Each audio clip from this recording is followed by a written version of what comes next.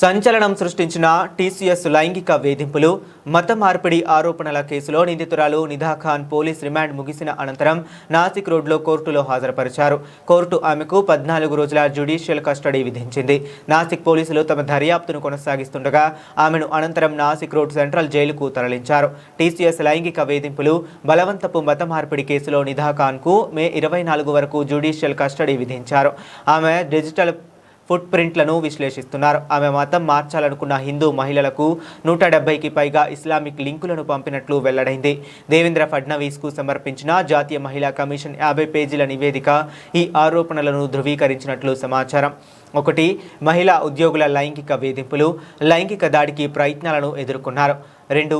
హిందూ విశ్వాసాలు, సాంప్రదాయాలను అపహాస్యం చేస్తూ ఇస్లాంను శ్రేష్టమైనదిగా చిత్రీకరించినట్లు ఆరోపణలు ఉన్నాయి. 3.